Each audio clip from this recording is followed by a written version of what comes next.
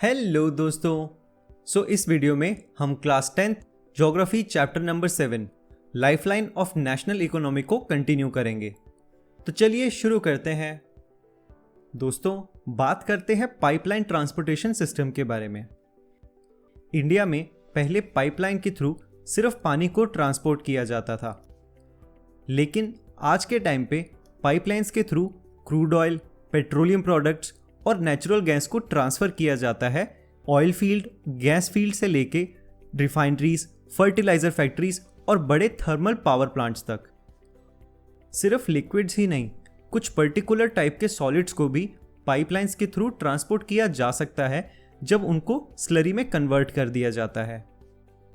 Pipeline बिछाने की initial cost थोड़ी हाई हो सकती है, लेकिन उसके बाद में पाइपलाइनिंग बहुत ही ज़्यादा कॉस्ट इफेक्टिव लगने लगती है, क्योंकि पाइपलाइनिंग के थ्रू सामान को पहुंचाने में डिले और बीच में होने वाले लॉसेस बहुत ही कम हो जाते हैं।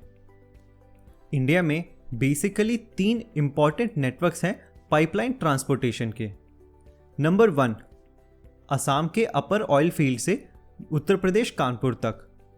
नंबर 2, गुजरात के सलाया एरिया से पंजाब के जलंधर एरिया तक। और नंबर 3, गुजरात के ही हाजिरा एरिया से उत्तर प्रदेश के जगदीशपुर तक।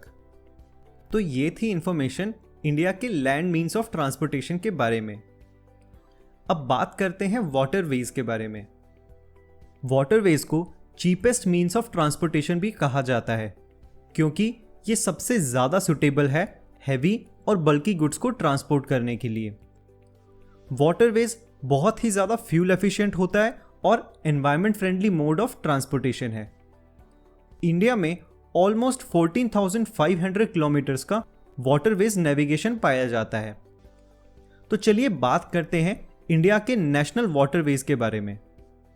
नेशनल वाटरवे नंबर 1, जो कि गंगा नदी पे बना हुआ है इलाहाबाद यानी कि प्रयागराज और हल्दिया के बीच में।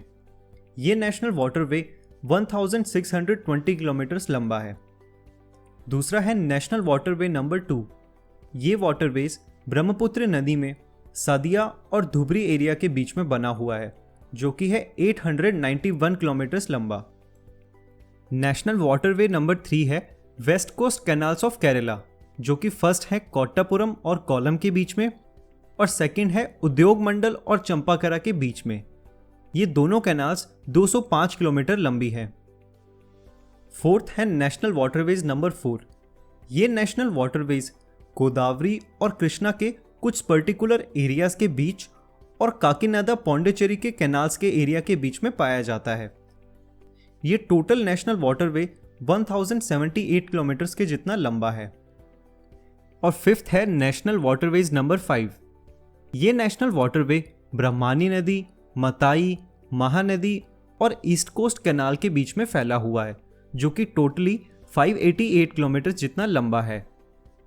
तो ये थे इंडिया के 5 नेशनल वाटरवेज। अब जानते हैं इंडिया के मेजर सी पोर्ट्स के बारे में।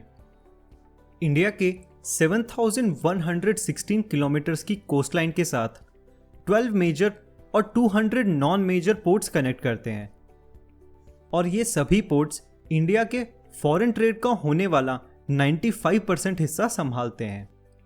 तो चलिए पढ़ते हैं इनमें से कुछ मेजर सी पोर्ट्स के बारे में। सबसे पहला है कच्छ के कांडला एरिया का दीनदयाल पोर्ट।